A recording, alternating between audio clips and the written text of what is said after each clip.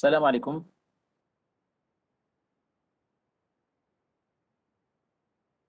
Salam, monsieur. Voilà, donc j'espère que vous allez bien. Donc, on se voit aujourd'hui pour une nouvelle séance de cours. Donc, avant de commencer, donc, quelques informations. Donc, Inch'Allah, اليوم, on continue sur les automates. مازالت لي deux séances sur les automates, تاع اليوم ou la semaine prochaine. بعد, il nous reste un cours sur les expressions régulières et un cours sur les automates à pile. Donc, pratiquement, Inch'Allah, on pourra terminer le programme en termes de cours. En termes d'exercices, c'est clair, on ne pourra pas tout faire. Donc, je vais traiter quelques exercices en ligne. La semaine du présentiel, avec la semaine qu'on va passer ensemble dans 2 semaines, je ne sais pas, avec les 2 heures, on va les consacrer uniquement pour les exercices. Donc, en ligne, j'aimerais bien avancer en cours. Et là, Inch'Allah, en présentiel, on déroule uniquement les exercices. Et puis, sur mon espace modèle, il y a toutes les solutions des exercices de la série, toutes les solutions avec vidéo, avec solutions détaillées. Donc, vous pouvez les voir. Néanmoins, si vous voulez des séances supplémentaires à n'importe quel moment, dans n'importe quelle journée et à n'importe quelle heure, hein, d'accord? Si vous voulez des séances, même pas nécessairement pour tout le monde. Si par exemple un groupe d'étudiants veulent des séances même tu as 20 minutes, 30 minutes, 40 minutes juste pour répondre aux questions, il n'y a pas de souci. Envoyez-moi beaucoup des requêtes et je vais organiser des réunions. À n'importe quel moment, même à 17h, 18h, 19h, le temps qui vous arrange, hein, d'accord? Pour répondre à des éventuelles questions. Ou pas nécessairement tout le monde, quelqu'un qui a compris ou là, qui estime qu'il n'est pas nécessaire d'ajouter des séances, ou là, il est libre. Quelqu'un qui trouve la nécessité de poser des questions ou là, éventuellement de détailler des solutions, ou là, il n'y a pas de souci, je suis disponible. D'accord? Donc, envoyez-moi juste vos demandes.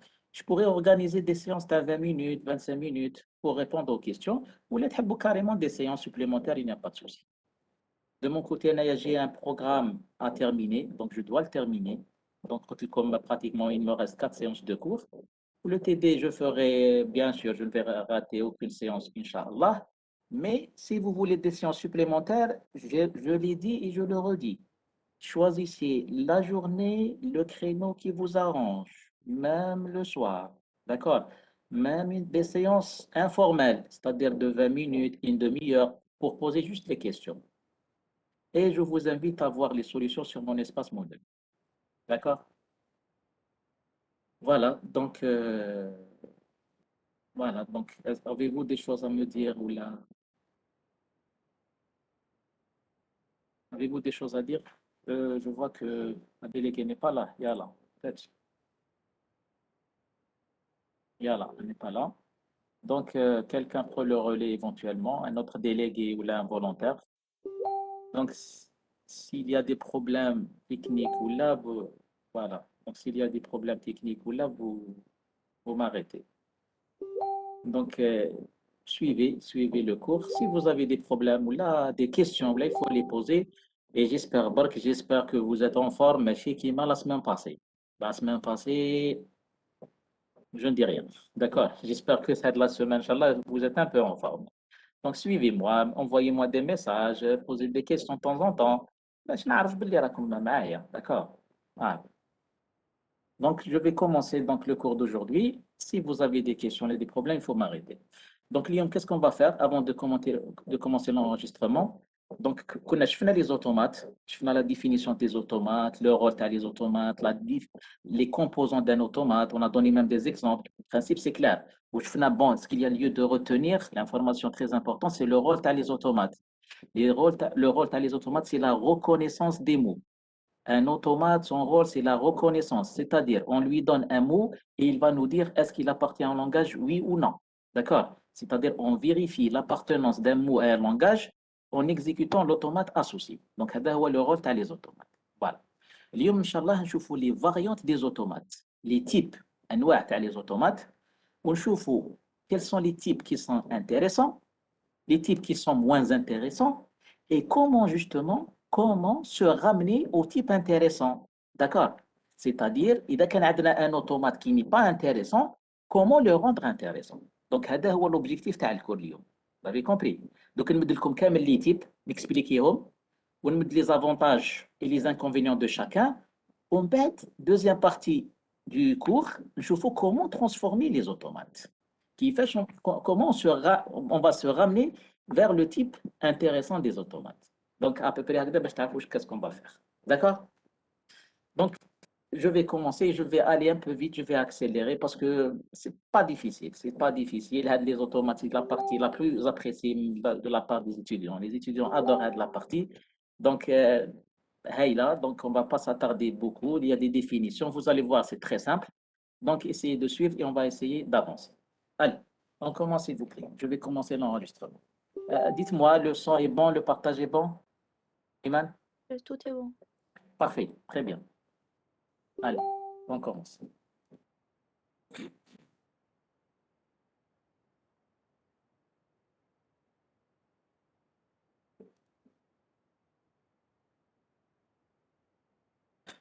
Dans cette séance d'aujourd'hui, on verra les variantes des automates d'état fini, c'est-à-dire les types des automates. Nous avons vu que le rôle des automates, c'était la reconnaissance des mots, d'accord, la vérification de l'appartenance d'un mot à un langage. Aujourd'hui, on verra les types des automates, quels sont les automates les plus intéressants, les moins intéressants, et comment justement transformer un automate moins intéressant vers un automate intéressant. D'accord? Allez, on commence. Il existe plusieurs variantes des automates d'état fini, c'est-à-dire il existe plusieurs types d'automates. Plusieurs types d'automates. Alors, il y a ce qu'on appelle les automates non déterministes, il y a les automates déterministes et il y a les automates généralisés. Donc, on va voir ces types, ces trois types, quelles sont les caractéristiques de chaque type, quel est le type le plus intéressant, pourquoi et comment transformer les automates pour obtenir de tels types. D'accord? Allez, on commence. Le premier type, les automates non déterministes. Les automates non déterministes. Alors, les automates d'état fini non déterministes sont des automates où il y a la caractéristique suivante, où on permet plusieurs transitions correspondant à la même lettre à partir des états de l'automate. C'est-à-dire, à partir d'un état, en lisant une lettre, en lisant une seule lettre, je peux avoir plusieurs transitions. Je peux avoir plusieurs états de destination. D'accord? Allez, je donne un exemple. Par exemple, pour cet automate, regardez. À partir de Q0, je peux lire un B, mais je reste toujours dans l'état Q0. Mais à partir de Q0, je peux lire un A et je vais vers l'état Q3, et je peux lire un A et je vais vers l'état QA. D'accord? Donc, vous voyez, avec la même étiquette, avec la même lettre, je peux avoir deux transitions différentes. C'est-à-dire, je peux aller vers deux états différents. D'où l'appellation non déterministe. C'est-à-dire, on a le choix entre deux transitions. Celle qui nous ramène vers Q1 et celle qui nous ramène vers Q3. Donc, ce qu'il y a lieu de retenir, dans les automates non déterministes, il y a la notion de choix, un choix. Ici, donc, vous avez un choix entre cette transition et cette transition. Vous avez compris? Donc, en lisant A, vous voyez, il y a un A ici, il y a un A ici. Donc, soit tu pars vers Q3 en lisant A, soit tu pars vers Q1 en lisant A.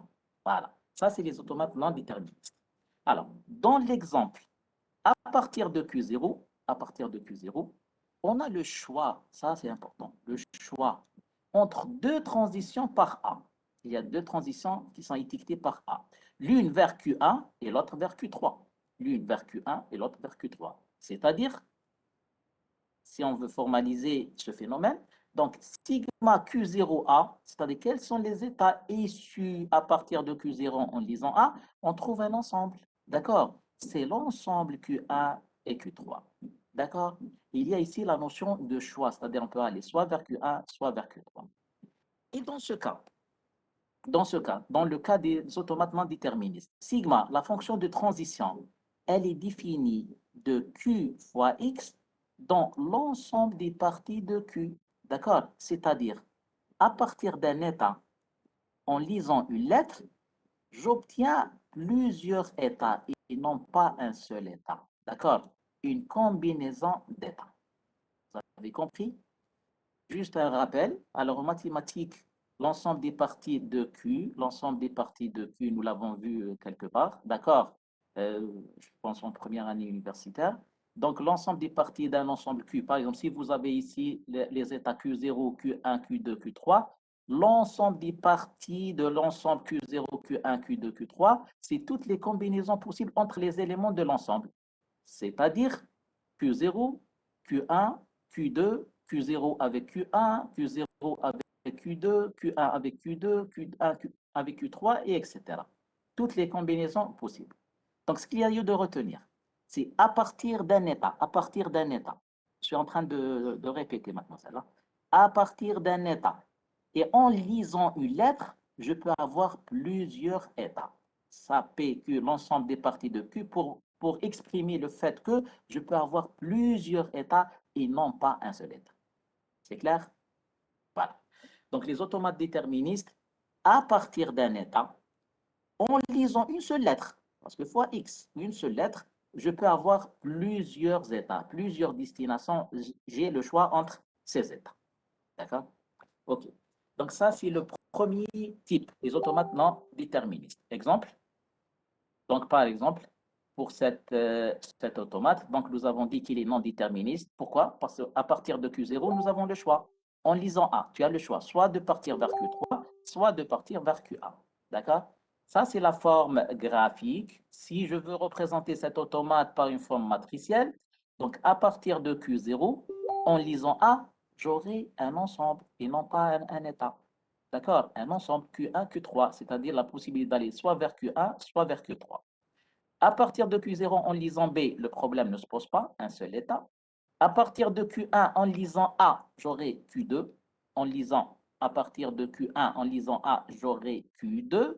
Mais à partir de Q1 en lisant B, remarquez, à partir de Q1 en lisant B, tu as le choix soit de rester dans Q1, c'est-à-dire tu boucles dans Q1, soit de partir à Q2. Donc tu as le choix entre Q1 et Q2. Donc Q1 et Q2 un ensemble, d'où le nom déterminisme.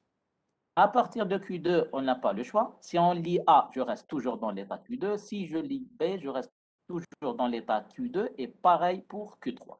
D'accord? Voilà. Alors, remarque, une petite remarque, juste une convention d'écriture. Pour alléger les notations, on peut omettre les accolades, on peut enlever les accolades. Donc, ce n'est pas la peine de mettre les accolades. D'accord? Juste pour alléger l'écriture. À vrai dire, c'est un ensemble. C'est-à-dire les états issus à partir de Q0 en lisant A, c'est un ensemble qui contient Q1, Q3. Juste une convention d'écriture. Dorénavant, ce n'est pas la peine d'écrire les accolades, juste pour alléger l'écriture. Et puis, dans les automates non déterministes, un choix est permis pour passer à l'état suivant. Vous avez la notion de choix. D'accord? À partir de Q0, tu peux aller à Q3 comme tu peux aller à Q1. C'est un choix. Donc, tu as le choix. Dès que tu as le choix, l'automate est non déterministe. D'accord? Voilà. Est-ce que c'est clair pour ce premier type? Et le type le plus simple. Parfait. Parfait, Maro. OK. Allez. Maintenant, deuxième type, s'il vous plaît. Le deuxième type, c'est les automates déterministes. Les automates déterministes, maintenant, on peut deviner c'est quoi un automate déterministe. C'est un automate là où il n'y a pas le choix. D'accord? À partir de Q0, tu n'as pas le choix. Si tu lis A, tu vas vers l'état Q3. Si tu lis B, tu vas vers un seul état, un seul état. Il n'y a à aucun moment le choix. D'accord? Alors, un automate fini est déterministe si et seulement si, à un état particulier, à partir d'un état, en lisant un symbole d'entrée, la fonction de transition sigma associe au plus une seule transition, maximum une transition. On ne pourra jamais avoir deux transitions avec la même étiquette. Vous avez compris? C'est-à-dire à partir d'un état Q0, en lisant B, il y a un seul état Q1, il n'y a pas deux états. Tu n'as pas le choix, il faut que tu ailles à Q1. D'accord? En lisant A, il faut que tu ailles à Q3, tu n'as pas le choix. D'accord? À partir de Q1, en lisant A, je reste toujours dans l'état Q1. En lisant B, je vais à l'état Q2. Donc, à aucun moment, on n'a pas le choix. D'accord? Autrement dit, si on veut formaliser ce phénomène, donc la fonction sigma est définie de Q fois X dans Q. D'accord? Contrairement à tout à l'heure. Tout à l'heure, c'était PQ, c'était un ensemble d'états. Mais maintenant, un seul état, un seul état. C'est-à-dire la définition, c'est-à-dire la signification. À partir d'un seul état Q, à partir d'un seul état, en lisant un seul symbole, on ne peut avoir qu'un seul état. D'accord? On ne peut pas avoir deux ou plus. Un seul état. Tu n'as pas le choix. Ainsi, on dit que l'automate est déterministe. D'accord? L'automate suivant, plutôt l'état suivant, il est déterminé. D'accord? Tu n'as pas le choix. Il est déterminé d'une manière unique. Remarque, dans les automates déterministes, il n'y a pas la notion de choix, d'accord, à faire. Pour l'état suivant est clair, il est déterministe. Après la lecture d'un certain symbole. D'accord? Voilà. Donc ça, c'est les automates déterministes. Donc, entre déterministe et non déterministe, c'est la notion de choix. Dans le non déterministe, vous avez le choix. Et quand est-ce que le choix se pose? Lorsqu'il y a deux transitions étiquetées avec la même étiquette. Pour les automates déterministes, vous n'avez pas le choix. OK. Donc ça, c'est le deuxième type. Maintenant, un sous-type, à vrai dire, qui s'appelle les automates complets. Les automates complets. Quand est-ce qu'on dira qu'un automate est complet? Alors, un automate déterministe. Tout d'abord, faites attention. On ne parle de complet, on ne parle de complétude que s'il est déterministe. S'il n'est pas déterministe, on ne parle pas de complétude. Donc, un automate déterministe, il faut qu'il soit déterministe. Et complet, si seulement si, à toute paire QA qui appartient à Q fois X. C'est-à-dire, quel que soit l'état et quelle que soit la lettre. C'est-à-dire, quel que soit le couple QA qui appartient à Q fois X, c'est-à-dire la signification. Quel que soit l'état et quelle que soit la lettre, la fonction sigma associe exactement un état. C'est-à-dire, on peut toujours lire un symbole et aller vers un nouvel état. En d'autres termes, à partir de n'importe quel état, je peux lire n'importe quelle lettre. C'est ça la complétude. Je répète, la signification de cette définition, ça veut dire qu'à partir de n'importe quel état, je peux lire n'importe quelle lettre, n'importe quel symbole. Allez, on vérifie. Est-ce que cet automate est complet?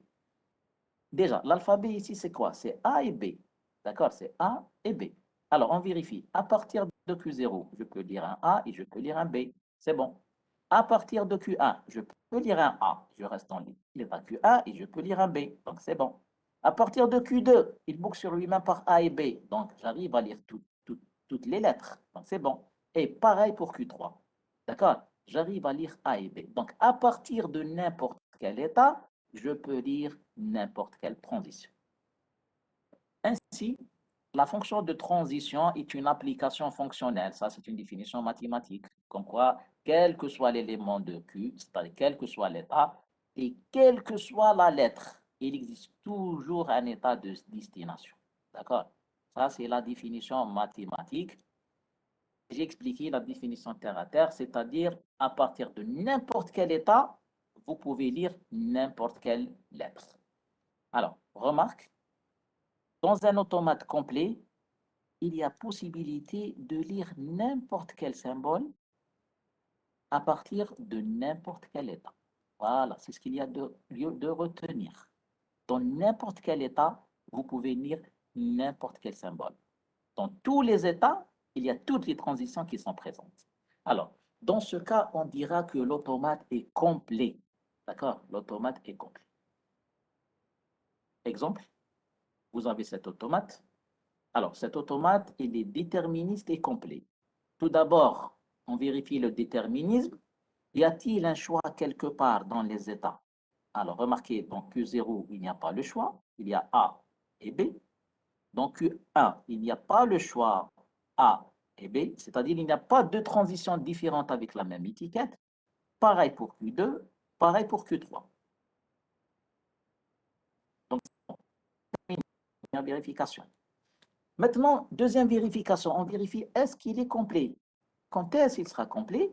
Lorsqu'on arrive à lire toutes les lettres à partir de n'importe quel état. Déjà, l'alphabet de l'automate, c'est quoi? C'est A et B. C'est A et B. On vérifie si on arrive à lire toutes les transitions, c'est-à-dire toutes les lettres à partir de n'importe quel état. À partir de Q0, il y a QA et QB. Il y a A et B, c'est bon.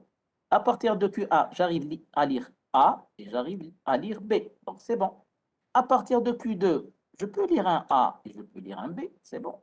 À partir de Q3, je lis un A et je boucle, je lis un B et je boucle. Donc, à partir de n'importe quel état, je peux lire toutes les lettres et ainsi l'automate est complet. Si je vous demande de représenter cet automate par une matrice, la matrice correspondante sera la suivante. Donc, Q0 à partir de A, c'est Q3, à partir de B, Q1. Q1 à partir de A, QA, à partir de B, Q2. Q2 à partir de A ou B, c'est Q3. D'accord? Et Q3 à partir de A et de B, Q3, Q3. Vous avez compris? Alors, dites-moi s'il vous plaît, dites-moi quelle est la caractéristique de la matrice qui représente un automate complet? Dites-moi, c'est quoi la caractéristique mathématique? C'est une Dites-moi. matrice C'est une matrice carrée. carrée, pas carrée. Carré, c'est-à-dire il a autant de lignes que de colonnes. Complète. Comme, exactement. Une matrice, on dirait que c'est une matrice pleine. Exactement dit. Une matrice pleine. Voilà l'avantage des automates complets. C'est-à-dire les automates complets, les matrices qui leur sont correspondantes, elles sont pleines. Il n'y a pas de creux, il n'y a pas de... C'est pas des matrices creuses, parce que si vous avez remarqué, jusqu'à maintenant, possible d'avoir des matrices creuses, là où il n'y a pas de transition. Par contre, pour un automate complet, sa matrice est pleine. D'accord? Et quel est l'avantage justement? Si on arrive à représenter un automate par une matrice pleine, je peux appliquer des résultats très intéressants dans la théorie des matrices. Il y a des résultats intéressants qui s'appliquent uniquement sur les matrices pleines. D'accord? Ainsi, c'est pour cette raison qu'on aimerait toujours bien, qu'on aimerait toujours avoir des automates complets, justement pour avoir une matrice pleine. C'est ça l'avantage des automates complets. C'est clair? Voilà. C'est-à-dire notre souhait d'avoir des matrices pleines. Alors, la matrice des transitions d'un automate déterministe et complet est pleine. D'accord? C'est une matrice pleine. On n'a pas de creux, on n'a pas de vide. D'accord? Et si on n'a pas de vide, c'est intéressant car on peut exploiter quelques résultats de la théorie des matrices. D'accord? OK. Allez, on continue. Donc, toujours les types des automates. Alors, cet automate est-il déterministe et complet? Celui-là. Est-ce qu'il est déterministe, s'il vous plaît? Oui, monsieur. Oui, très bien. Que chacun essaie de vérifier à son niveau. Très bien. Il est déterministe. Pourquoi il est déterministe? Parce qu'on n'a pas le choix. Alors, à partir de Q0, exact. Exact, Lina. Il est déterministe. Alors, à partir de Q0, je peux lire un A. Il n'y a pas le choix. Donc, c'est bon. À partir de Q1, je lis un B et je reste dans Q1. Donc, il est déterministe. Pas de souci. Maintenant, est-ce qu'il est complet? Non, monsieur. Non. OK. Formidable. Il n'est pas complet. Pourquoi il n'est pas complet? On ne peut pas lire A et B de Q0 et aussi de Q1. Si, à partir de Q0, j'arrive à lire un A. Voilà la transition du A. Il n'y a pas de problème avec le A. Oui, mais pas A et B. Non, لازم تكون A et B. Tout à fait. Donc, qu'est-ce que je ne peux pas lire? C'est le B. C'est le B qui pose problème. Oui. Voilà. Donc, cet automate n'est pas complet. Pourquoi? Parce qu'à partir de Q0, je peux lire un A, c'est vrai, mais je ne peux pas lire un B. Donc, ça manque une transition. Donc, il n'est pas complet. Pareil pour QA. À partir de QA, je peux lire un B, oui, mais je ne peux pas lire un A. D'accord? Donc, ce n'est pas un automate complet. Pour qu'il soit complet, il faut qu'à partir de n'importe quel état, je peux lire n'importe quelle transition. Donc, cet automate, il est déterministe, mais non complet. D'accord? Donc, cet automate est déterministe, mais non complet. En effet, dans l'état Q0, on ne peut pas lire la lettre B. D'accord? Alors, quel est le langage reconnu par cet automate? Allez, une simple question. Quel est le langage reconnu par cet automate? Quel est le plus petit mot reconnu? A. Ah, très bien. Ensuite, qu'est-ce qu'il y a? AB. AB, très bien. Ensuite, Après ABB. tout Et à ainsi fait. de suite. Et ainsi de suite, tout à fait. Donc, le langage exact, AB puissance n. Donc, le langage reconnu par cet automate, c'est AB puissance n, tel que n supérieur ou égal à 0, parce que le plus petit mot, c'est A. Donc, le langage reconnu par cet automate, c'est AB puissance n, tel que n supérieur ou égal à 0. D'accord? Alors, remarque, un automate déterministe non complet, un automate déterministe non complet, tel que c'est le cas pour notre automate, celui-là, il est déterministe, mais il n'est pas complet, ne permet pas de lire certains mots de X étoile. Il ne peut pas lire tous les mots. En effet, par exemple, un mot qui commence par B, je ne peux pas le lire. D'accord? C'est-à-dire, ici, je lis uniquement les mots qui commencent par A. Un mot qui commence par B, je ne peux pas le lire. Donc, un automate non complet ne permet pas de lire certains mots de X étoile. Je pense que ça, c'est clair, on l'a compris. Deuxième remarque, s'il vous plaît, qui mérite un peu plus d'attention, s'il vous plaît. Un automate peut lire des mots, mais ne pas les reconnaître. D'accord? Donc, faites attention, s'il vous plaît, entre le pouvoir de lire un mot et le pouvoir de le reconnaître. Faites une différence. Lorsque je dis je lis un mot, c'est-à-dire j'arrive à lire les lettres du mot. D'accord? J'arrive à avancer dans l'automate. Mais la reconnaissance, c'est autre chose, la reconnaissance. La reconnaissance, quand est-ce qu'on parlera de reconnaissance, il y a deux conditions, si vous vous rappelez. La première condition, c'est de pouvoir lire le mot. C'est vrai, il faut le lire. Mais deuxième condition, il faut que je me trouve dans un état final. Vous avez compris? J'insiste sur ce détail, il faut bien le comprendre entre la notion de lecture d'un mot et l'acceptation ou bien la reconnaissance d'un mot. Je peux lire un mot en entier. Voilà, il y a une différence entre la lecture d'un mot et la reconnaissance d'un mot. Je peux lire un mot de bout en bout, d'accord, mais ça ne veut pas dire pour autant que je le reconnais, d'accord, parce que la reconnaissance exige une condition supplémentaire qui, tout à fait à la fin, il faut qu'on se trouve dans un état final. En d'autres termes, pour reconnaître un mot, il me faut deux conditions. Le lire complètement et à la fin, je suis dans un état final. C'est pour cette raison que je parlerai de reconnaissance. Mais la lecture, c'est autre chose. La lecture, je peux lire un mot, je me trouve dans n'importe quel état, c'est-à-dire j'ai lu le mot, mais ça ne veut pas dire pour autant que je l'ai accepté, que je l'ai reconnu. Je vais donner un exemple. Alors, je vais donner un exemple. Alors, pour rendre complet un automate, donc, je vais donner un exemple dans justement dans le processus comment rendre un automate complet. Vous suivez jusqu'à maintenant. Donc, cet automate, il est déterministe, il n'est pas complet. Tel que je l'ai dit tout à l'heure, le souhait, c'est d'avoir des automates complets. Maintenant, je vous demande de réfléchir avec moi comment rendre cet automate complet. Comment le rendre complet? Bien sûr, sans modifier le langage reconnu par le langage, plutôt par l'automate. Je répète la question. Je vous demande de réfléchir avec moi comment rendre cet automate complet sans modifier le langage reconnu par l'automate. Vous avez compris? Il faut le rendre complet, mais faites attention. Il faut maintenir le langage. Il ne faut pas changer le langage. Sinon, c'est un problème. D'accord? Voilà.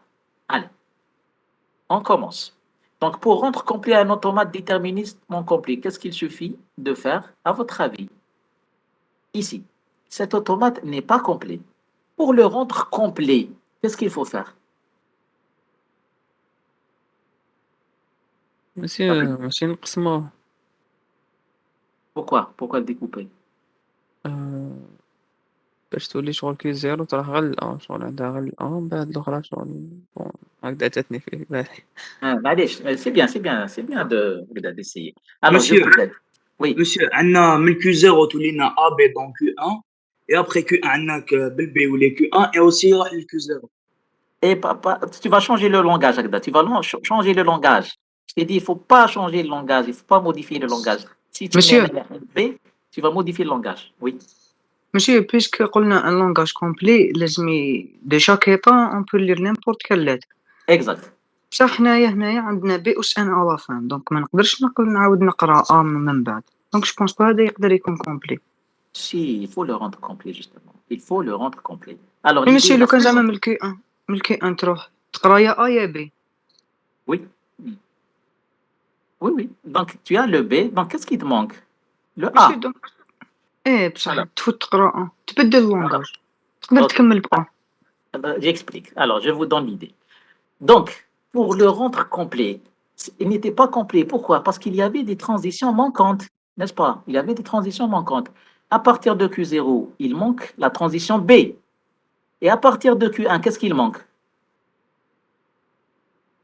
La transition A, tout à fait. Donc, pour le rendre complet, il suffit d'ajouter les transitions manquantes. Il suffit d'ajouter les transitions manquantes, mais sans changer le langage reconnu. Alors, par la méthode suivante. Suivez bien. Alors, il suffit de rajouter un état. On va ajouter un nouvel état appelé état puis. D'accord? Généralement noté comme ça, c'est-à-dire un état puis, c'est-à-dire un état vide, et de rajouter toutes les transitions manquantes vers cet état. D'accord? On ajoute un nouvel état et on va ajouter toutes les transitions manquantes. Alors, prenons l'exemple de tout à l'heure, Tout à l'heure, il y avait A, il y avait B. D'accord? Quelles sont les transitions qui manquent au niveau de Q0? C'est B. D'accord? Donc, j'ajoute un état qu'on appelle un état puis, et j'ajoute la transition manquante. D'accord? À partir de Q1, qu'est-ce qui manque comme transition? Il manque la transition A. Donc, j'ajoute la transition A. Maintenant, cet état qui a été nouvellement ajouté, il va être considéré comme les autres, c'est-à-dire il faut pouvoir lire toutes les lettres à partir de cet état. Donc, il va boucler sur lui-même par A et B. C'est ça la méthode. D'accord? Donc, ajouter un nouvel état. À votre avis, head l'automate, est-ce qu'il est déterministe? Rapidement. Oui, merci. Très bien. Oui, Il est monsieur. Parfait, il est déterministe. Est-ce qu'il est complet? Oui. Oui monsieur. Parfait. Maintenant, est-ce qu'on a modifié le langage reconnu par l'automate initial? Est-ce qu'on l'a modifié? Est-ce qu'on a modifié le langage? لا بصح ماشي Oui, لو كان monsieur. تروح لو كان Parfait. تروح Non. Pourquoi non? Pourquoi on ne l'a pas modifié? Pourquoi ça n'a pas été modifié? On a modifié, monsieur. Pardon, j'ai pas entendu? On a modifié le langage. On ne l'a pas modifié. On ne l'a pas modifié, monsieur. Quel est le langage? Quel est le mot qui a été reconnu nouvellement? Alors, ما allez. كاش monsieur. Parfait. Donc, j'ai essayé juste de vous impliquer avec moi. Donc, c'est bon, c'est un pari gagné. Donc, vous êtes avec moi. Alors, donc, j'ai ajouté un nouvel état sans modifier le langage. Pourquoi? Parce que l'état que je viens juste de rajouter n'est pas un état final, c'est pas un état d'acceptation. D'accord? C'est-à-dire à partir de Q0. C'est vrai, vous pouvez lire un B, mais vous n'allez jamais reconnaître le B parce que c'est pas un état final. Et puis, remarquez que c'est un état puis. Ça veut dire quoi un état puis? C'est-à-dire, si j'arrive à cet état, je ne pourrai plus le quitter. D'accord? Donc, aucune influence sur le langage reconnu. Donc, le langage reconnu, ça reste toujours ABN. D'accord? Mais si vous allez à l'état puis, à l'état vide, vous ne pourrez jamais le quitter. Et pourtant, c'est un automate complet. D'accord? Donc, l'idée, c'est d'ajouter un nouvel état qui ne soit pas final, surtout pas, pour ne pas altérer, pour ne pas modifier le langage reconnu. D'accord? Voilà. Donc, un automate déterministe complet permet de lire tous les mots de l'alphabet. Donc, maintenant, remarquez, c'est un état, un automate complet. Je peux lire n'importe quel mot, d'accord, mais pas nécessairement les reconnaître. Je peux lire un B. Le B, je peux le lire, c'est vrai. Mais est-ce que je le reconnais? Non, parce que ce n'est pas un état final. Vous avez compris? Le mot A, Je peux le lire, effectivement. Je peux le lire, mais je ne vais pas le reconnaître parce que ce n'est pas un état final. Je ne peux reconnaître que A, B puissance N, qui est le même langage reconnu par l'automate initial. Est-ce que vous avez compris cette idée? Est-ce que vous avez compris? Formidable. D'accord. Très bien. Très bien. Je vois quelques questions, s'il vous plaît. À la fin du cours, je peux revenir. Hein? D'accord. Donc, l'idée est la suivante. Pour rendre un automate complet, c'est très simple. C'est d'ajouter un nouvel état qui n'est pas final, surtout pas, faites attention, et d'ajouter sur cet état toutes les transitions manquantes. Ainsi, j'aurai toutes les transitions possibles, mais la reconnaissance n'est pas altérée, n'est pas modifiée parce que cet état n'est pas final. Je vais reconnaître uniquement les mots qui étaient reconnus initialement. Voilà. J'espère que c'est clair. Voilà. Voilà. Donc, l'automate complet obtenu reconnaît le même langage que l'automate initial. Pourquoi? Parce que l'état puis que nous avons ajouté, l'état puis, n'est pas un état final. Et il ne faut pas qu'il l'être. Et justement, remarquez que cet état, si on atteint cet état, on ne pourra plus le quitter. C'est pour cette raison on l'appelle état puis. D'accord? Si on entre dans un puits, on ne pourra plus le quitter. OK, donc ça, c'est pour la complétude. Alors, maintenant, s'il vous plaît, un autre type des automates qui s'appelle les automates généralisés. D'accord? Donc, on a vu les automates déterministes, les automates non déterministes, les automates complets. Maintenant, les automates généralisés, et c'est le dernier type. Hein? D'accord? Il n'y en a pas beaucoup. Alors, les automates généralisés. Alors, dans un automate généralisé, vous voyez bien la racine générale, c'est-à-dire un automate général, les transitions directes peuvent être causées par des mots. C'est-à-dire les transitions entre deux états différents peuvent être causées par des mots. Car jusqu'à maintenant, si vous avez remarqué, toutes les transitions se faisaient en lisant un seul symbole. Tous les automates que nous avons vus, si vous avez bien remarqué, on perd d'un état à un autre en lisant une lettre. Mais sachez que, dans le cas général, possible qu'on peut aller d'un état, par exemple Q0, vers l'état Q1 en lisant un mot, tout un mot et non pas une lettre. D'accord? Je répète, jusqu'à maintenant, toutes les transitions que nous avons vues, elles étaient étiquetées par une seule lettre. D'accord? Mais sachez que dans le cas général, je peux avoir des transitions étiquetées par des mots. Et ça veut dire quoi? À partir de Q0, je peux lire le mot AAB, tout un mot, et je vais vers l'état Q1. D'accord? À partir de Q1, je peux lire la lettre A et je boucle dans Q1, comme je peux lire le mot ABB et je vais vers l'état Q2. D'accord? Donc, dans les automates généralisés, les étiquettes des transitions peuvent être des mots et non pas de simples lettres.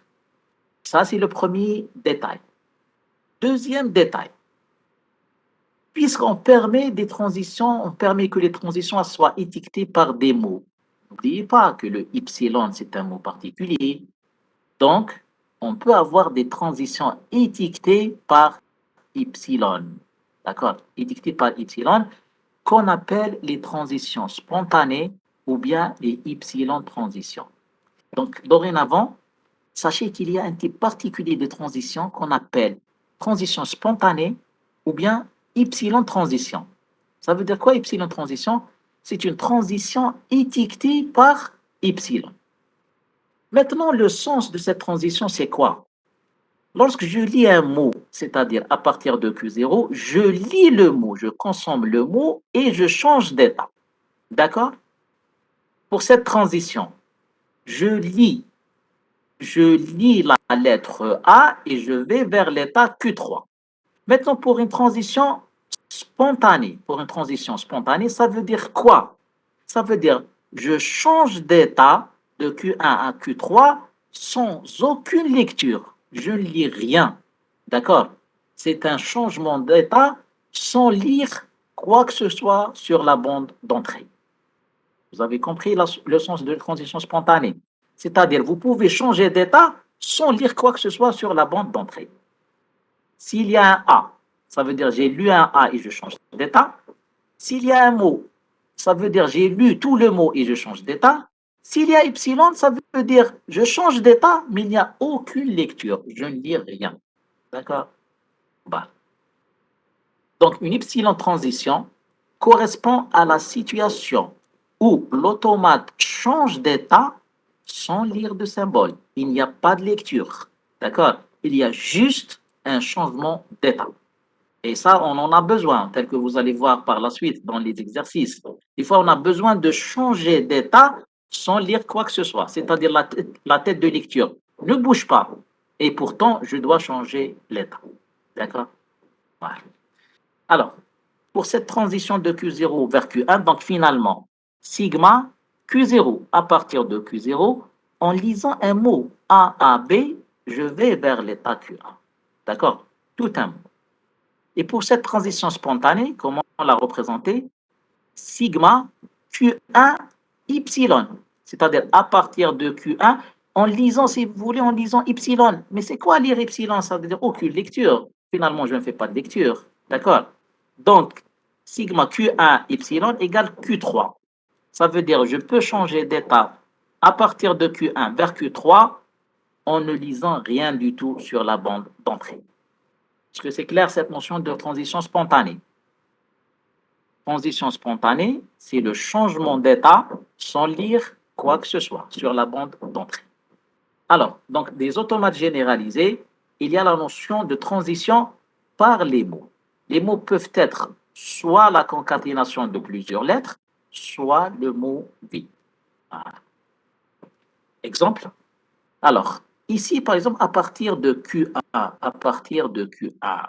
il y a trois transitions. Remarquez, il y a trois transitions, c'est-à-dire trois possibilités. Si je suis dans Q1. Alors, vous pouvez lire un A et rester dans l'état Q1. Vous voyez, avec cette transition, vous allez boucler indéfiniment sur Q1 en lisant A. Soit vous lisez A, B, B et vous allez à l'état Q2. Donc, vous lisez A, B, B et vous allez à l'état Q2.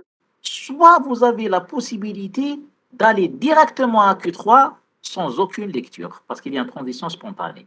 Donc, à partir de Q1, vous pouvez aller directement à Q3 sans lire quoi que ce soit sur la bande. D'accord? C'est clair? Parfait. Monsieur, j'ai une question. Oui, oui. Par exemple, on a l'automate généralisé. Peut-être يكون complet. Bonne question. Ça veut dire que tu es en train de suivre.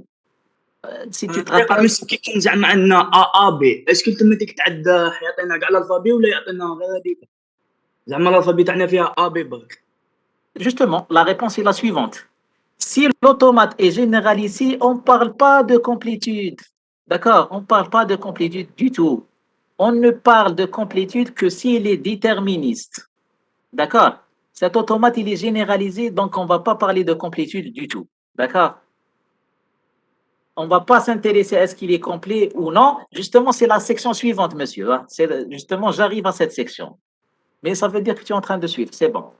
Je vais détailler ça dans la section suivante. Pour le moment, je vous demande juste de comprendre c'est quoi un automate généralisé. Alors, maintenant, essayez de comprendre avec moi cette formule. Donc, finalement, la fonction de transition, elle est définie de quoi? De Q fois X étoile. C'est-à-dire l'étiquette, cette fois-ci, c'est X étoile et non pas X. Parce que jusqu'à maintenant, l'étiquette, c'était X. À chaque fois, c'était un seul symbole, une seule lettre. Et maintenant, c'est X étoile. Ou X étoile, c'est quoi? C'est l'ensemble des mots construits avec l'alphabet X. Donc, la signification de la fonction de transition, à partir d'un état, en lisant une suite de symboles qui est un mot, la suite de symboles qui est un mot qui peut être éventuellement le mot vide. Je vais vers un ou plusieurs états. D'accord? Vous avez compris cette formule? Donc, à partir d'un seul état, en lisant tout un mot, parce que c'est X étoile, et éventuellement le mot vide, je peux aller vers un ou plusieurs états. Voilà. Alors, donc c'est le cas des automates le plus général et qu'on appelle d'ailleurs naturellement, on les appelle des automates généralisés. Voilà. D'accord? Maintenant, une petite définition donc, sur les états accessibles et co-accessibles. Alors, c'est simple. Donc, suivez, s'il vous plaît. Donc, les automates, les types, c'est ce qu'on a vu hein, comme type. Donc, c'était les automates déterministes, non déterministes et généralisés. Pour les automates déterministes, on parle de complétude. Maintenant, on avance dans les définitions. Alors, définition, un état Q est accessible. Un état Q est accessible s'il existe un chemin de l'état initial de l'automate vers Q. J'explique. Un état Q est dit accessible. Quand est-ce on dira qu'un état est accessible? S'il existe un chemin qui mène de l'état initial vers l'état Q, c'est-à-dire je peux atteindre l'état Q à partir de l'état initial. Dans ce cas, on dira que Q est accessible. Exemple, Q4, par exemple, Q4, il est accessible. Pourquoi? Parce que il existe un chemin qui mène de l'état initial vers l'état Q4. Le chemin, c'est quoi? C'est d'aller de Q0 vers Q3, ensuite de Q3 vers Q4. C'est-à-dire, je peux atteindre Q3 à partir de Q0. Je peux accéder à Q4 à partir de Q0 qui est l'état initial. Dans ce cas, on dira que Q4 est un état accessible. C'est clair? Ça, c'est pour les états accessibles. Maintenant, on dira qu'un état Q est co-accessible. Co-accessible s'il existe un chemin de l'état Q vers un état final. D'accord? On dira qu'un chemin est co-accessible si j'arrive à atteindre un état final à partir de l'état courant. Toujours pour Q4, est-ce qu'il est co-accessible? Oui, il est co-accessible. Pourquoi? Parce qu'il existe un chemin qui mène de Q4 vers un état final qui est Q2. Le chemin, c'est quoi? C'est à partir de Q4, je vais à l'état Q1, et à partir de Q1, je vais à l'état Q2. Donc, je peux atteindre Q2 à partir de Q4. Donc, Q4 est co-accessible. D'accord? Donc, on dirait qu'un état est accessible si j'arrive à l'atteindre à partir de l'état initial. Il est co-accessible si j'arrive à atteindre un état final à partir de cet état. D'accord? Alors, un automate est émondé. Émondé, on dirait un émondé, donc c'est un adjectif, émondé, une caractéristique des automates, si tous les états sont accessibles et co-accessibles en même temps. Alors, j'explique. C'est quoi l'intérêt de ça?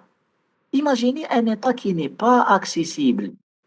Un état qui n'est pas accessible, c'est-à-dire je ne peux pas atteindre cet état à partir de l'état initial. Donc c'est clair que cet état n'est pas intéressant, il n'a pas de sens, aucun rôle, puisque je ne peux pas l'atteindre à partir de l'état initial. Donc il ne sert à rien. D'accord? Pareil, s'il existe un état qui ne mène pas vers un état final, qui ne mène pas vers un état final, donc il n'a aucun rôle. C'est-à-dire, à partir de cet état, si je ne pourrais pas atteindre un état final, un état d'acceptation, donc il ne sert à rien. Vous êtes d'accord? Q2 n'est pas co-accessible. Non, nada. Q2, c'est un état final. Donc, on peut atteindre un état final à partir de lui-même. Vous vous rappelez? Et nous avons dit que n'importe quel état, il est atteint à partir de lui-même en lisant le epsilon. Donc, lui-même, c'est un état final. Donc, il est co-accessible. Et c'est bien. D'accord? Voilà. Donc, pour les états de cet automate, est-ce que vous êtes d'accord qu'ils sont tous accessibles et co-accessibles? Ils sont tous accessibles et co-accessibles. Donc, tous les états sont significatifs. Par contre, si un état n'est pas accessible, donc il n'est pas intéressant. Si j'arrive, il n'y a aucune possibilité de l'atteindre, donc il n'a aucun sens. Pareil, si j'arrive à l'atteindre, c'est vrai, mais à partir de cet état, je ne peux pas atteindre un état final. Donc il n'est pas intéressant, il n'a aucun sens. Donc il n'est pas intéressant, donc il faut l'enlever. Ainsi, nous avons défini des automates émondés. C'est quoi un automate émondé? C'est tous les états sont accessibles et co-accessibles en même temps. D'accord? Parce qu'un état qui n'est pas accessible ou qui n'est pas co-accessible n'est pas intéressant. Donc, s'il n'est pas intéressant, aucun sens. Donc, autant l'enlever de l'automate. Donc, pour rendre un automate émondé, pour le rendre émondé, il suffit de supprimer tous les états non accessibles et non coaccessibles. Un état qui n'est pas accessible n'est pas intéressant, ou un état qui n'est pas coaccessible n'est pas intéressant. Alors, exemple. Travaillons sur cet automate. Alors, à partir de l'état Q0, c'est bon, il est accessible et coaccessible. Vous voyez, il est coaccessible parce que j'arrive à un état final. Il est accessible parce que c'est lui l'état initial. Pour Q1, il est accessible et coaccessible, c'est bon. Q3, il est accessible et coaccessible en même temps parce que c'est un état final, aucun souci. Par contre, pour l'état Q4 tel qu'il est-ce qu'il est accessible, Q4? Non. Voilà. Q4 n'est pas un état accessible. Il n'y a aucun chemin qui mène de Q0 vers Q4. Donc, je ne pourrai jamais atteindre Q4. Donc, cet état n'est pas intéressant. Il n'a aucun sens. Donc, il faut l'enlever. D'accord? On ne peut pas l'atteindre à partir de l'état initial. Donc, il ne sert à rien. L'état Q5, est-ce qu'il est accessible? Oui, il est accessible. À partir de Q0, je vais vers l'état Q3 et à partir de Q3, j'irai vers l'état Q5. Mais l'état Q5 n'est pas un état final. Il n'y a aucun chemin qui mène vers un état final. Donc, il n'est pas intéressant. D'accord, mais il n'est pas intéressant le Q5 parce que ce n'est pas un état coaccessible. À partir de Q5, je ne peux pas atteindre l'état final Q2 ou Q3. Donc, il n'est pas intéressant. Donc, pour alléger l'automate, pour enlever les états qui n'ont aucun sens, qui n'ont pas un rôle particulier, donc autant les enlever. Donc, la procédure, donc Q4 est coaccessible mais n'est pas accessible. Q5 est accessible mais n'est pas coaccessible. Donc, il faut émonder cet automate. Émonder, c'est quoi? Revient à enlever les états non accessibles et les états non coaccessibles. Donc, j'aurai cet automate, d'accord, là où tous les états sont accessibles et coaccessibles. Donc, c'est un automate équivalent au premier, mais avec moins d'états. C'est-à-dire les états insignifiants, ce n'est pas la peine de les garder. C'est clair? C'est bon pour cette section? OK. Donc, un état qui n'est pas accessible n'est pas intéressant. Un état qui n'est pas coaccessible n'est pas intéressant. Donc, autant les enlever. Les enlever s'appelle l'opération de émonder un automate. D'accord? C'est-à-dire l'optimiser et le rendre plus compact. Voilà. Maintenant, automate simple. Non, le langage ne change pas, justement. Ouais, le langage ne change pas, justement. Parce que Q4 et Q5 n'influençaient pas sur le langage. Q4 n'est pas accessible, donc aucune influence sur le langage. Ou Q5 ne mène pas vers un état final, donc aucune influence, justement. C'est le même langage reconnu. Voilà. Voilà. Alors, maintenant, on parle d'automate simple vs généralisé, c'est-à-dire nous avons la confrontation entre simple et généralisé. D'accord? Alors, je donne une remarque, je vais l'expliquer. Alors, dans les cas d'un automate déterministe et non déterministe, toute transition directe est causée par une seule lettre de l'alphabet. Vous êtes d'accord? Dans les automates déterministes ou non déterministes, les transitions se faisaient en lisant une seule lettre. Une seule lettre. D'accord? Maintenant, par opposition aux automates généralisés. Par contre, dans les automates généralisés, les transitions peuvent se faire en lisant un mot, tel qu'on l'a expliqué. D'accord? Donc, pour les automates généralisés, les transitions se font par des mots.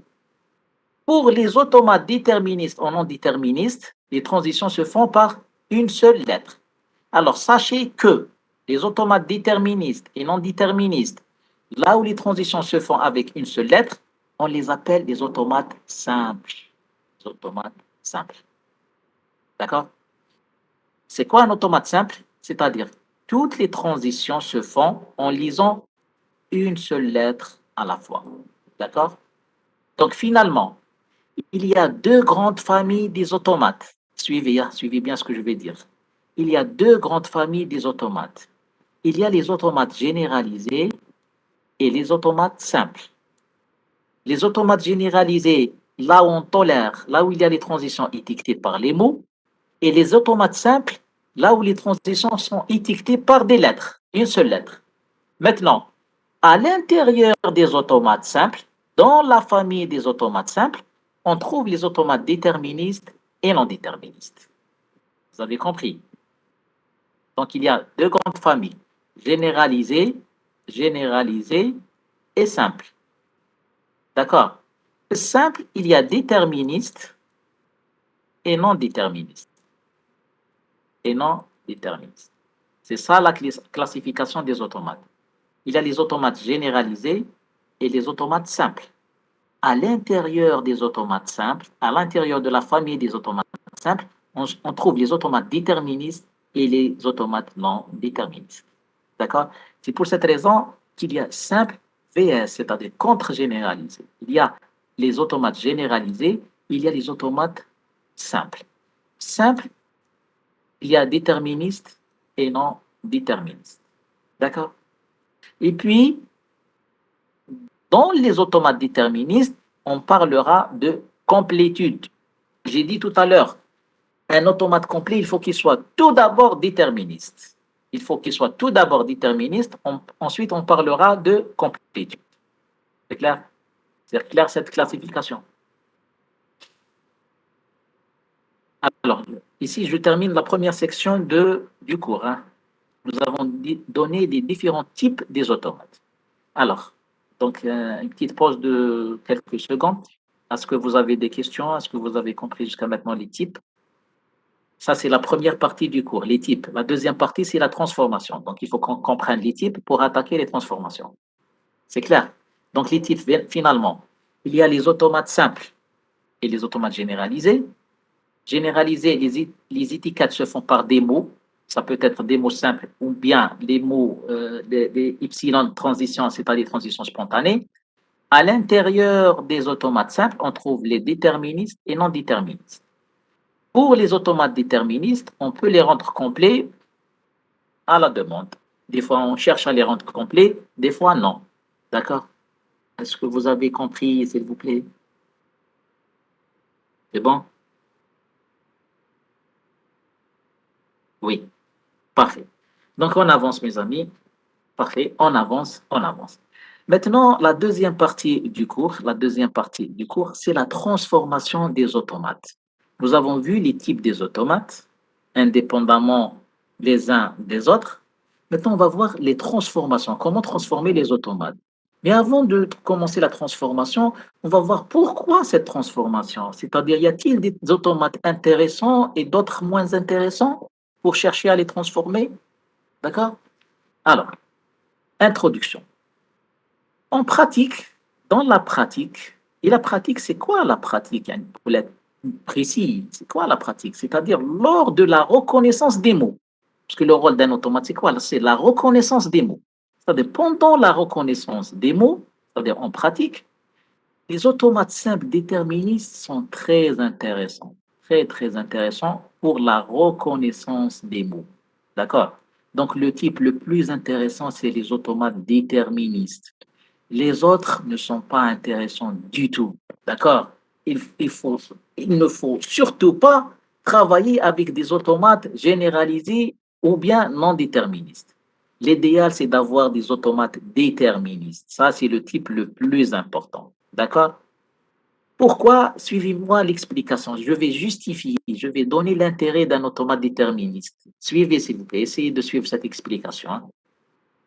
Si je vous demande, par exemple, de reconnaître le mot A1, A2 jusqu'à AN, un mot, par exemple, de 100 lettres, ou bien 200 lettres, ou bien de 1000 lettres, par exemple, je vous demande de le reconnaître. Alors, qu'est-ce que vous allez faire? Donc, à partir de l'état initial, vous allez reconnaître A1. Vous êtes d'accord? Ensuite, à partir de l'état A1, vous allez reconnaître A2. Et ainsi de suite, et ainsi de suite. Jusqu'à arriver à un moment donné à R, à la lettre AR. D'accord? Et arriver à un état ici. Alors, supposons par malheur, je suis dans cet état. D'accord? C'est-à-dire, j'ai parcouru peut-être 200 ou 300 états et je suis dans cet état. Dans cet état, il y a eu un blocage. C'est-à-dire, je ne pourrai plus avancer. D'accord? Et supposons que l'automate n'est pas déterministe, il est non déterministe, c'est-à-dire il y avait des choix auparavant. D'accord. Lorsque je suis bloqué ici, est-ce que je vais dire que le mot n'appartient pas au langage? Si je suis bloqué, est-ce que je pourrais dire que le mot n'appartient pas au langage ou bien qu'est-ce que je dois faire? Que dois-je faire? Supposons que je لازم suis نكمل bloqué. نقرا مسيو Non, tu es bloqué. لازم نزيد ندير Tu es bloqué ici. Tu On va pourras plus. revenir. On va, Revenir. on va revenir Et on va tout à changer fait. d'autres. Exact. On va revenir. On va faire ce qu'on appelle les retours arrière. Tout à fait. Changer le chemin, Smaïn, c'est exactement ça. Parce que c'est un automate non déterministe. Parce que possible qu'à ce niveau-là, vous avez choisi ce chemin, mais possible qu'il y avait un autre chemin ici. D'accord? Toi, tu as suivi ce chemin, tu es arrivé ici, un blocage. Si tu te bloques ici, tu vas rien dire. Peut-être le choix que tu as fait n'était pas le bon. Donc, il faut que tu fasses marche arrière pour explorer d'autres chemins. Ensuite, tu vas explorer d'autres chemins. Ensuite, il y a eu un blocage. On ne peut rien faire. On va revenir éventuellement parce que ici, possible que je fais un choix et ainsi de suite et ainsi de suite. Cette méthode de retour arrière, elle est très coûteuse en algorithmique. D'accord? Pourquoi? Parce que si on doit implémenter ça, à chaque moment vous faites un choix, vous devez sauvegarder l'état courant, les différents choix, ceux que vous avez choisis et ceux que vous n'avez pas choisis pour les choisir la prochaine fois. Et ça, c'est très coûteux en termes de programmation. J'espère que vous voyez le scénario. Là où il y a les choix, donc il y a les retours arrière. Et ça, c'est très coûteux en algorithmique. D'accord? Donc, dans chaque état, vous devez sauvegarder les choix pour pouvoir revenir par la suite. Ça, c'est pas intéressant du tout en pratique. Par contre, imaginez si l'automate était déterministe. Si l'automate était déterministe. D'accord? Donc, on n'a pas le choix. Vous êtes en train d'avancer, d'avancer, d'avancer. Si vous êtes au niveau de AR, il y a eu un blocage. Qu'est-ce que je vais dire? Le mot n'appartient pas au langage. Exactement. Vous allez dire directement que le mot n'appartient pas au langage. Aucun retour arrière parce qu'il n'y a eu aucun choix. Et ça, c'est très intéressant pour la pratique. Donc, vous allez avancer, avancer tout droit. S'il y a un blocage, vous allez dire que le mot n'appartient pas au langage. Vous n'allez pas revenir en arrière parce que les retours arrière sont très coûteux en implémentation. C'est pour cette raison que les automates les plus intéressants sont les automates déterministes, les automates déterministes. Donc, on cherche toujours à rendre un automate déterministe. Ce n'est pas intéressant du tout de travailler avec des automates non déterministes. Hein. Faites attention. Voilà. J'espère que vous avez compris. Vous avez compris l'idée, mes amis. C'est clair? Vous avez compris cette histoire de retour arrière. Voilà, donc à travers les réponses, je pense que c'est clair. C'est bon? Voilà. Voilà. Voilà. Donc, l'idéal serait de transformer n'importe quel type d'automate vers un automate déterministe. Donc, on aimerait bien avoir, dans la mesure du possible, toujours des automates déterministes pour optimiser la reconnaissance, pour que les algorithmes de reconnaissance soient efficaces. Il faut éviter les retours arrière et les sauvegardes. D'accord? D'ailleurs, on a traité ça en algorithmique, les retours arrière. Hein. Donc, il faut sauvegarder les retours arrière dans quelle structure de données, à votre avis? Si on doit implémenter un automate non déterministe? Dans une? Des listes bidirectionnelles, Non, des arbres. non. Une pile, voilà, Mélissa, une pile, une pile. Ah Voilà, il oui, faut c'est bon. sauvegarder le dernier choix pour revenir le dernier choix et ainsi de suite. Donc, à chaque fois que vous faites un choix, vous empilez. Vous faites un choix, vous empilez. Vous faites un choix, vous empilez. Lorsque vous retournez en arrière, vous dépilez le dernier choix, ensuite l'avant-dernier et ainsi de suite. Donc, il faut implémenter ça par une pile et c'est ça, c'est très coûteux en algorithme. Donc, on aimerait bien éviter cette situation. Alors, on revient. Donc, l'idéal serait de transformer n'importe quel type d'automate vers un automate déterministe. Alors, maintenant, suivez, s'il vous plaît. Donc, cette transformation, la transformation se fait en deux étapes. C'est-à-dire, comment transformer un automate vers un automate déterministe. D'accord? Alors, OK, on avance. Donc, transformer cet automate vers un automate déterministe. Cette transformation se fait en deux étapes. Quelle transformation? La transformation qui ramène n'importe quel automate vers un automate déterministe. On l'a fait en deux étapes. La première, transformer un automate généralisé vers un automate simple qui soit déterministe ou non déterministe. Donc, la première étape, on part de généraliser vers un automate simple. Pourquoi? Parce que la forme la plus générale d'un automate, la plus brute d'un automate, c'est les automates généralisés, c'est les automates généraux. Dans un premier temps, on va les transformer vers des automates simples. D'accord? Simples qui soient déterministes ou non déterministes. Dans une première étape. Dans une deuxième étape, transformer l'automate simple vers un automate déterministe s'il ne l'est pas déjà. D'accord? C'est-à-dire, à partir d'un automate généralisé, il est généralisé à partir d'un automate général. On le transforme tout d'abord vers un automate simple. D'accord? Ça, c'est la première transformation. Simple, ça veut dire quoi? Qui peut être soit non déterministe, soit indéterministe. Dans la forme générale, dans le pire des cas, il est non déterministe. Dans une deuxième étape, on transforme l'automate non déterministe vers un automate déterministe. D'accord? Donc, la transformation d'un automate général vers un automate déterministe qui est l'idéal, l'objectif, le type le plus intéressant, c'est déterministe. Et le type le plus général, c'est les automates généralisés. Cette transformation ne se fait pas directement, mais plutôt en deux étapes. Généralisé, je vais vers simple non déterministe. Ensuite, de non déterministe, je vais vers déterministe. C'est clair ce qu'on va faire? Maintenant, on va étudier ces deux transformations justement. Comment transformer un automate généralisé vers un automate simple non déterministe? Et dans une deuxième étape, comment transformer un automate non déterministe qui n'est pas intéressant vers un automate déterministe qui est intéressant pour l'implémentation. D'accord? OK. Allez, donc suivez, hein, c'est pas compliqué, vous allez voir l'idée, elle est simple, très simple. Alors, passage d'un automate généralisé vers un automate simple. D'accord? C'est-à-dire, pour tout automate fini généralisé, n'oubliez pas qu'un automate, il est défini par 5 composantes. X, Q, Q0, sigma, F. L'alphabet, les états, l'état initial, la fonction de transition et les états finis. Pour chaque automate fini généralisé, rappelez-moi, c'est quoi généraliser l'automate généralisé? C'est quoi la caractéristique? Les transitions se font par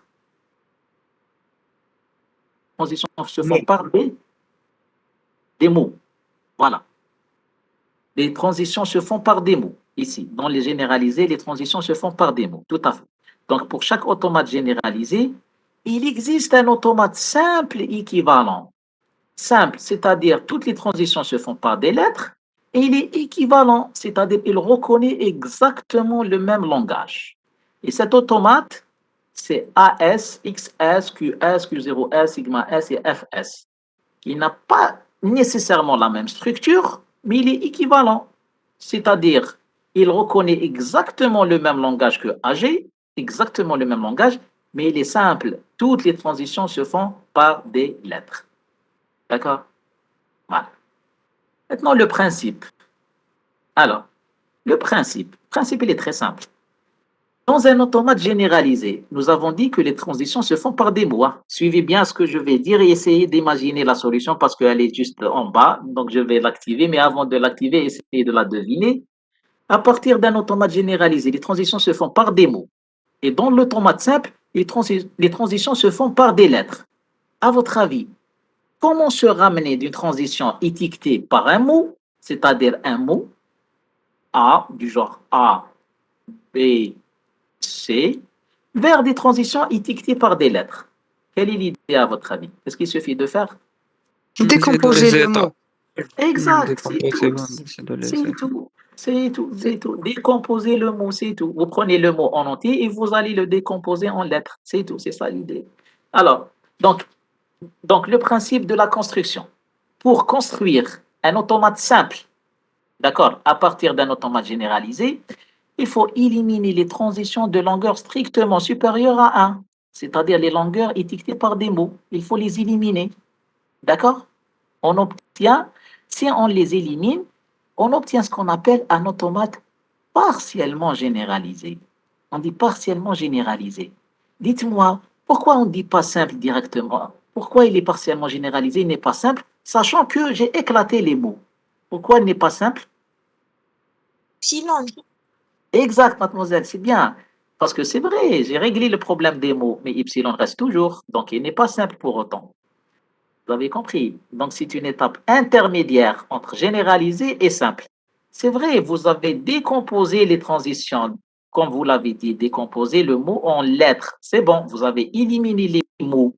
Mais n'oubliez pas, possible qu'il y a les epsilon. Donc, puisqu'il y a les epsilon, donc il n'est pas simple. D'accord?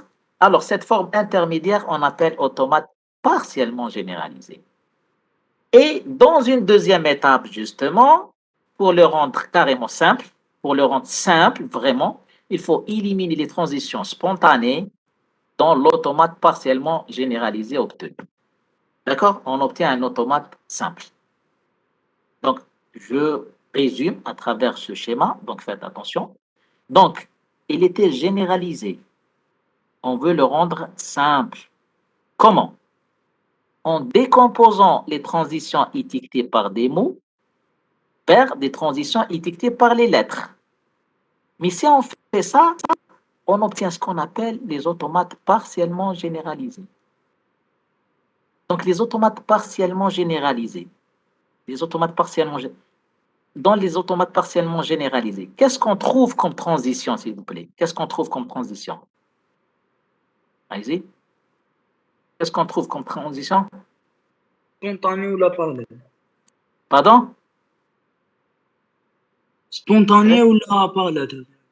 Très bien. Donc, on trouve soit les transitions étiquetées par les lettres, soit on trouve les transitions étiquetées par epsilon. D'accord? Dans le partiellement généralisé. Soit par des lettres, soit par epsilon.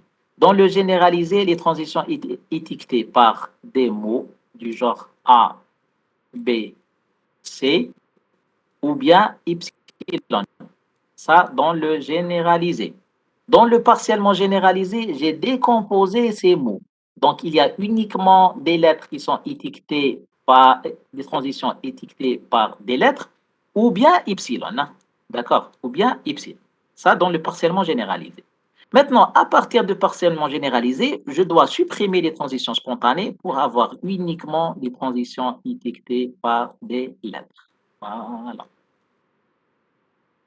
D'accord? Donc, généralisé, partiellement généralisé, simple. Alors, allez, on va voir comment rendre un automate généralisé, comment partir d'un automate généralisé vers un automate généralisé. Donc, vous avez trouvé l'idée, elle est toute simple. Donc, obtention d'un automate partiellement généralisé pour éliminer les transitions étiquetées par des mots de longueur supérieure ou égale à 2, on ajoute des états intermédiaires. Donc, il suffit d'éclater les mots, c'est tout. Alors, par exemple, à partir de l'état Q, on lit A, B, B, et on va vers l'état P, on lit tout un mot. Ça, c'est généralisé. Pour le rendre simple, éventuellement, il suffit d'éclater cette transition ABB en 3 petites transitions. Et j'ajoute des états Q1 et Q2. Donc finalement, de Q, je lis un A et je vais vers l'état Q1. À partir de Q1, je lis B et je vais vers l'état Q2. Et à partir de Q2, je lis un B et je vais vers l'état P. D'accord? Donc l'idée, elle est toute simple. Il suffit juste d'éclater les transitions étiquetées par des mots et les décomposer vers des transitions élémentaires étiquetées par les lettres. Ça, c'est le premier schéma, le premier cas de figure.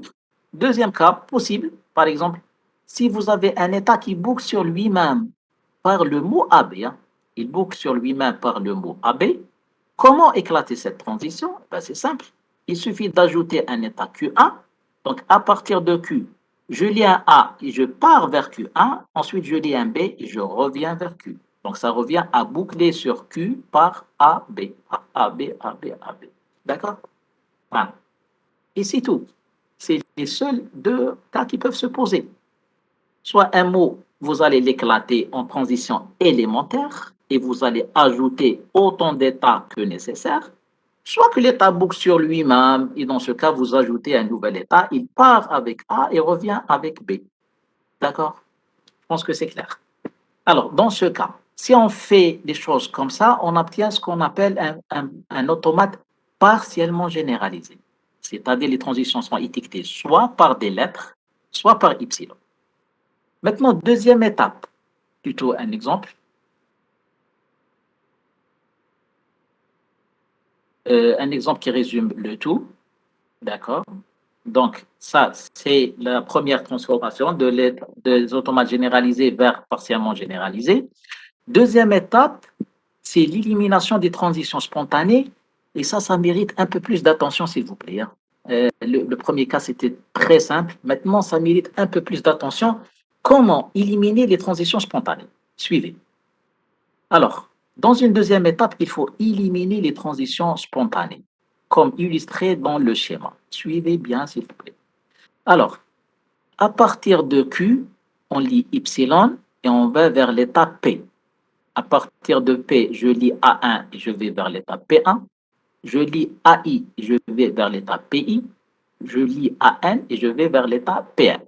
Donc, pour rendre cet automate simple, qu'est-ce qu'il faut faire? Il faut enlever cette transition, n'est-ce pas? Il faut enlever cette transition. Mais faites attention, si on l'enlève, il ne faut pas modifier le langage reconnu. Il ne faut pas altérer le langage reconnu. Donc, pour ne pas justement modifier le langage reconnu, l'idée est la suivante. D'accord? Lorsqu'il y avait Y,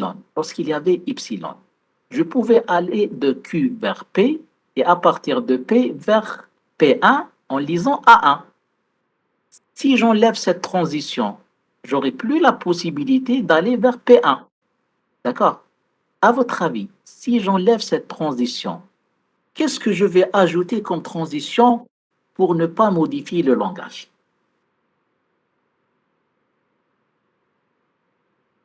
Essayez justement, essayez de me dire quelle est l'idée. Je vous aide. Donc, il faut enlever cette transition, c'est clair, mais il ne faut pas modifier le langage. Initialement, je pouvais partir de Q à P avec Y ou à partir de P vers P1 avec A1. D'accord? Si j'enlève cette transition, que dois-je ajouter comme transition, comme première transition? Allez-y. On peut aller de Q jusqu'à P1. Par quoi?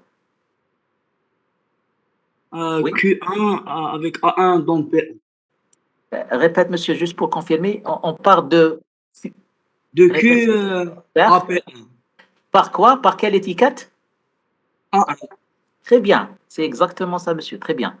Donc, si on enlève ça, il faut garder toujours la possibilité d'aller de Q vers P1 par A1, justement, d'accord? Et j'ajoute cette transition A1. Voilà l'idée. Parce que lorsqu'il y avait Y, je pouvais aller de Q vers P en lisant Y, ensuite de P vers A1, vers P1 en lisant A1. Donc finalement, je pouvais aller de Q vers P1 en lisant A1. Je pouvais l'avoir. Maintenant, si j'enlève cette transition, il faut maintenir cette possibilité de lire A1 à partir de Q et atteindre P1. Tout à fait. Donc, j'enlève cette transition et j'ajoute A1. Très bien. Première transition. Est-ce que c'est tout? Est-ce que c'est la seule transition à ajouter? De Q à PI, la transition. Très bien. Deuxième transition. De Q vers PI par AI. C'est la même chose, c'est le même raisonnement. D'accord. Je pouvais aller à P, ensuite à partir de P, PI, mais si j'enlève cette passerelle, ce pont, si je m'enlève, je dois garder la possibilité d'aller vers PI en lisant AI. D'accord? Parce qu'il y avait un pont ici, je l'ai détruit, je l'ai supprimé. Mais il faut que je garde la possibilité d'aller directement vers API en lisant AI. En plus, qu'est-ce qu'il faut faire? De Q vers P1 avec transition AN. Tout à fait, exact. Et pareil pour Pn, il faut avoir cette transition, d'accord? Avant de détruire ce pont, je pouvais aller de Q vers Pn en lisant AN, parce qu'il y avait ypsilon AN. Si tu enlèves ypsilon, il faut que tu gardes la possibilité d'aller de Q vers Pn en lisant AN. D'accord? C'est exactement ça. Donc l'idée, c'est quoi? Je supprime la transition spontanée. Ensuite, j'ajoute toutes les transitions qui sortent de P. Regardez, A1, AI, A1, c'est les transitions qui sortent de P. Toutes les transitions qui sortent de P, je vais les ajouter au niveau de Q. D'accord? En d'autres termes, tout ce qui était accessible à partir de P devient accessible à partir de Q. C'est clair? Tout ce qui était accessible à partir de P devient accessible à partir de Q. C'est ça l'idée. Monsieur, Alors, oui, pourquoi on peut pas oui, supprimer tout simplement le Q? bonne question.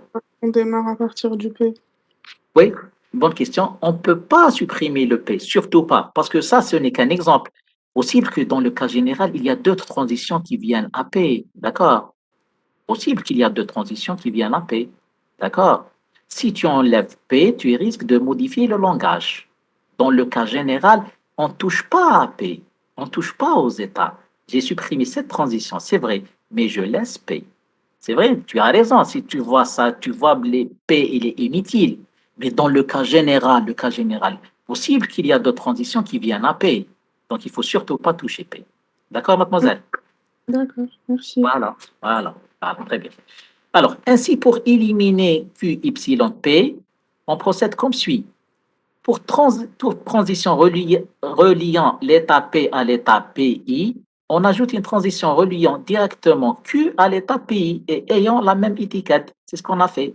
D'accord? C'est-à-dire, on part directement à P1. Dans l'automate initial, je pouvais partir de Q vers P1 en faisant le transit dans P, c'est-à-dire en deux étapes. Je transite par P pour aller directement à P1. Mais si je coupe ce pont, il faut que j'aille directement vers P1. D'accord? Donc, on relie directement l'état Q à l'état PI et ayant la même étiquette. A1, AI jusqu'à AN. De plus, un cas particulier, s'il vous plaît, de plus, CP est un état final. Supposons que ça, c'est un état final. Il était un état final. Si vous supprimez cette transition, il faut que Q devienne un état final. D'accord? Parce que avant de supprimer cette transition, si on arrive à Q, ensuite on part avec Y vers P, c'est-à-dire tout ce qui est reconnu au niveau de Q, et finalement il est reconnu par un état final, parce qu'on pouvait aller par Y vers un état final. Si vous supprimez cette transition, il faut que cet état devienne final pour exprimer la reconnaissance. D'accord? Un exemple. Par exemple, supposons à partir de l'état initial, il y avait un A ici. D'accord? A, vous partez vers Q, ensuite Y vers P. Est-ce que A, il était reconnu? Oui ou non? Il y avait un état initial, ensuite une transition par A vers Q et par Y vers P. Est-ce qu'on reconnaît le A? Oui. Oui, ben oui, parce qu'on lit A, je suis dans l'état Q, ensuite Y et je vais vers l'état P qui est un état d'acceptation. Donc je reconnais A, c'est bon. Maintenant, si j'enlève cette transition, il n'y a plus possibilité d'aller de Q vers P. Mais pourtant, il faut reconnaître le A parce que je vous ai dit qu'il ne faut pas modifier le langage reconnu. Justement, pour modifier A, il faut que l'état Q devienne un état final. Voilà. D'accord? Voilà. Et puis, tout à fait à la fin, on supprime la transition spontanée de Q vers P. Donc, vous supprimez cette transition et vous aurez un automate équivalent qui ne contient pas une transition spontanée. D'accord? Voilà. Voilà. Et vous aurez cet état. Cet automate, il est équivalent à celui-là, mais il est simple. D'accord? Cette opération est répétée jusqu'à l'obtention d'un automate simple, sans aucune transition spontanée. Et on fait ça pour toutes les transitions spontanées. D'accord? Et ça pour toutes les transitions spontanées. Alors, c'est juste un dernier point, justement, avant de terminer. Alors, passage. Alors, en pratique, ça, j'ai expliqué le principe. Ça, c'était le principe. Mais en pratique, il y a une astuce, une méthode très intéressante à utiliser, parce que ça, c'est risqué. On utilise ce qu'on appelle les tableaux. Les tableaux. Alors, suivez comment on utilise les tableaux. En pratique, on utilise la table des transitions de l'automate partiellement généralisé, dans laquelle on ajoute une colonne pour la epsilon transition. C'est simple à suivre juste quelques minutes. Alors, donc, vous avez cet automate, par exemple, cet automate qui est... Quelle est la nature de cet automate? Bon, il est partiellement généralisé. Ça, c'est pas méchant parce qu'on vient juste de voir les types, c'est pas encore sauvegardé à votre niveau. Donc ça, c'est un automate partiellement généralisé. Pourquoi? Parce que les transitions se font soit par des lettres, soit par le epsilon qui sont des transitions spontanées. Donc c'est un automate partiellement généralisé qu'il faut rendre simple. Alors la méthode est la suivante. La méthode est la suivante. Alors, pour éliminer la transition spontanée qui relie l'état Q1 à l'état Q3, vous voyez, il y a une transition spontanée ici. Donc, il faut éliminer cette transition. D'accord? Donc, il est conseillé d'utiliser un tableau et non pas de travailler à la main. D'accord? C'est-à-dire, on peut travailler à la main, on ajoute toutes les transitions qui sortent de Q3. Tout ce qui est accessible à partir de Q3 devient accessible à partir de Q1. Ça, on pouvait le faire. Mais je vous conseille vivement d'utiliser un tableau. Comment l'utiliser?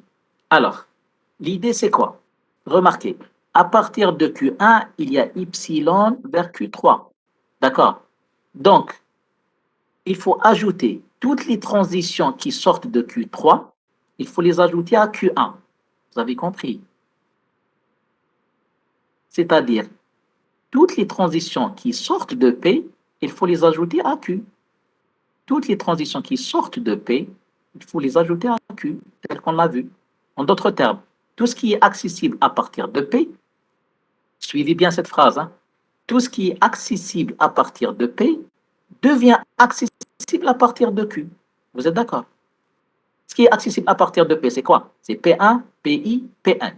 Il devient accessible à partir de Q, c'est-à-dire P1, PI, Pn. Donc, tout ce qui est accessible à partir de P devient accessible à partir de Q. Je reviens à mon tableau. Il y a une transition spontanée de Q1 vers Q3 par epsilon. Donc, tout ce qui est accessible à partir de Q3 devient accessible à partir de Q1. Mais ce qui est intéressant, c'est de remarquer, c'est quoi les états accessibles à partir de Q3? C'est quoi? C'est quoi les états qui sont accessibles à partir de Q3 au niveau de la matrice? C'est quoi finalement? C'est la ligne Q3, d'accord? Ça, les états accessibles à partir de Q3. Donc, les états qui sont accessibles à partir de Q3 deviennent accessibles à partir de Q1. Donc, qu'est-ce qu'il suffit de faire? Vous prenez la ligne, cette ligne-là, et vous allez la translater vers Q1. D'accord? Ne vous cassez pas la tête. Prenez tous les états qui sont issus, qui sont accessibles à partir de Q3, vous les mettez avec Q1. D'accord? Donc, à partir en lisant A, Q1, je pouvais lire Q1 et Q2, je leur ajoute Q2 et Q3. D'accord? Q2, vous l'avez, donc je ne vais pas dupliquer l'état, donc je vais ajouter Q3. À partir de Q1, en lisant B, je pouvais avoir Q1, mais je vais leur ajouter une nouvelle transition qui est Q2 parce que Q2 était accessible à partir de Q3. Et du coup, Q1 va changer. Donc, la ligne Q1 devient Q1, Q2, Q3, c'est-à-dire la fusion de la ligne Q1 avec la ligne Q3. Et j'aurai Q1, Q2, Q3, et ici j'aurai Q1 et Q2. Donc, l'état initial plus l'état que je viens juste d'ajouter parce qu'il était accessible à partir de Q3. Donc, pour éliminer les transitions spontanées qui relient l'état Q1 à l'état Q3, on reprend la ligne associée à l'état Q1 en lui ajoutant case par case, c'est-à-dire lettre par lettre, la ligne associée à Q3. D'accord? Donc, vous prenez Q1 et vous allez lui ajouter les états de Q3, par exemple par A, par A. À partir de Q3, je pouvais avoir Q2 et Q3. Donc, je vais les ajouter à Q1. Donc, à partir de Q1, en lisant A, je peux avoir Q1 et Q2 initialement et je vais leur ajouter Q2 et Q3 qui sont issus de Q3. Donc, je vais translater ces deux états vers ici et cet état ici. Voilà. Comme l'état Q3 est final, faites attention, l'état Q3 est final, donc l'état Q1 devient aussi final. Exemple, tel que je l'ai expliqué tout à l'heure. Dans le premier automate, Q0, je peux lire un A, ensuite je pars avec Y vers Q3. Donc je pouvais reconnaître A. Mais si on enlève cette transition, il faut maintenir la reconnaissance de A. Donc il faut que Q1 devienne un état final. Voilà. Et du coup, l'automate simple, équivalent à cet automate, c'est l'automate obtenu en supprimant la transition spontanée, mais en ajoutant la transition de Q1 vers Q3 avec A et en ajoutant la transition de Q1 vers Q2 en lisant MB. D'accord? Voilà. Et Q1 devient un état final. Je vous remercie. J'arrête l'enregistrement. OK. Allez. C'est rien, mes amis. Plus de peur que de mal. Là, c'est rien. Je vous assure que c'est rien. Alors, qu'est-ce que vous n'avez pas compris? Allez, dites-moi. Est-ce que c'est clair de la méthode ou je me fais me toucher à Parlez, parlez, informel. J'ai arrêté l'enregistrement. Intervenez. Est-ce que vous avez compris?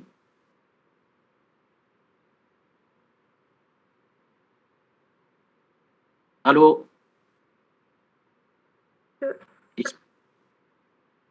C'est clair ou bien je répète?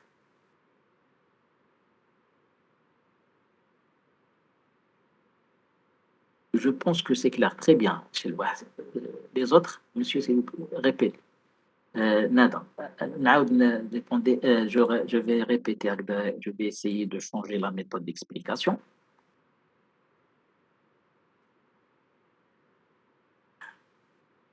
Ça. باش نحو هاد la transition spontanée. D'accord. Il faut qu'on